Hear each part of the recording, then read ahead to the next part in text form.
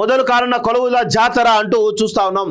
మొదలు కానున్న కొలువుల జాతర వివిధ శాఖల్లో ఖాళీలు ఇలా ఉండొచ్చని అంచనా అంటూ చూస్తా ఉన్నాం. సో పోలీస్ శాఖలో 12,150 మంది పోలీస్ శాఖ కానిస్టేబుల్ ఎస్ఐలు అన్ని కలిపి ఉంటాయి. వైద్య శాఖలో 2,700, ఆర్టీసీలో 3,038, గురుకులాల్లో 2,750, ఇంజనీరింగ్లో 2,500, వ్యవసాయ శాఖలో 148, ఆర్ఎండ్బిలో 185, రెవెన్యూలో 10,954, మహిళా శిశు సంక్షేమంలో 14,236. ఈ పలు ఇతర శాఖల్లో ఖాళీలు గ్రూప్ 1 పోస్టులు ఉండే ఛాన్స్ అంటూ చూస్తా ఉన్నాం. సో 14, 24, 25, 35, 36, 37 ప్లస్ ఒక 10, 37, 47, 50,000 ఉద్యోగాలు ఖాళీ అవుతున్నాయి. భర్తీకి సిద్ధంగా 56,000కు పైగా ఉద్యోగాలు. ఆయా శాఖల నుంచి ప్రభుత్వ నివేదికలు. త్వరలో 18,236 పోస్టులకు నోటిఫికేషన్లు అంటూ చూస్తా ఉన్నాం. సో కేసీఆర్ ప్రభుత్వానికి ఇప్పుడు ఉన్నటువంటి రేవంత్ ప్రభుత్వానికి తేడా చాలా స్పష్టంగా కనబడతా ఉంది. నిరుద్యోగులు ఈరోజు ఇప్పటికే చాలా ఉద్యోగాలు కూడా ఫిల్ అయిపోయినాయి. ఏది గ్రూప్ 1 అయిపోయింది, గ్రూప్ 2 అయిపోయింది, గ్రూప్ 3 అయిపోయింది, గ్రూప్ 4 అయిపోయింది, డిఎస్సి అయిపోయింది. చాలా రకాల ఇంకా వివిధ రకాల పోస్టులు కూడా డిపార్ట్మెంట్లో కూడా ఫిల్ అయిపోయినాయి. సో ఆల్రెడీ ఒక ఫేజ్ అయిపోయింది. 1.5 ఇయర్లో 1 ఇయర్ 3 monthsలో ఇదంతా కూడా కంప్లీట్ అయిపోయింది. సో ఇప్పుడు మళ్ళీ ఒక నోటిఫికేషన్. అది కూడా ఎందుకు గ్యాప్ వచ్చింది? ఆ ఎస్సీ వర్గీకరణ అంశం తెర మీద ఉంది కాబట్టి దాన్ని సరి చేసిన తర్వాత ఉద్యోగాలు ఇవ్వడానికి సిద్ధమైనట్టు తెలుస్తూ ఉంది. సో ఇప్పుడు ఉన్నటువంటి దానిలో 56,000 ఉద్యోగాలు మళ్ళీ భర్తీ చేయడానికి సిద్ధమైంది.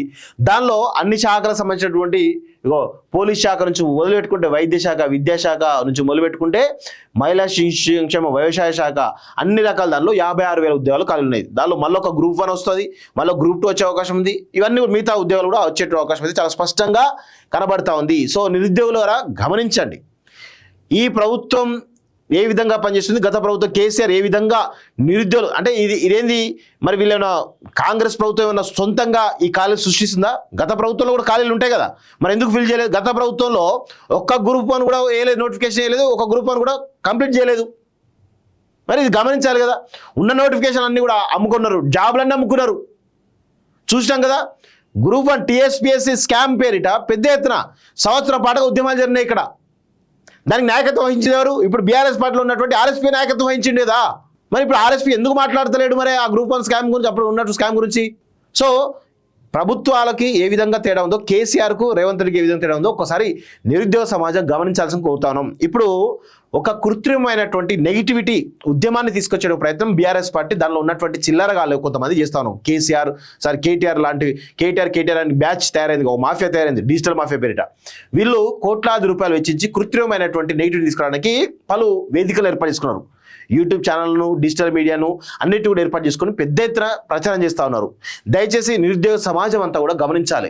మళ్ళీ ఒకసారి కేసీఆర్ వస్తే నిరుద్యోగులకు ఏ విధంగా మోసం జరుగుతుందో ఒక్కసారి గమనించాల్సిందే కోరుతాను. 10 సంవత్సరాల అధికారంలో ఉండి ఏం చేయలేదు. ఇప్పుడు కూడా గమనించాలి, నిరుద్యోగులందరూ గమనించాలి. మళ్ళా కేసీఆర్ వస్తే ఏ విధంగా ఉంటుందో ఒక్కసారి గమనించాలి.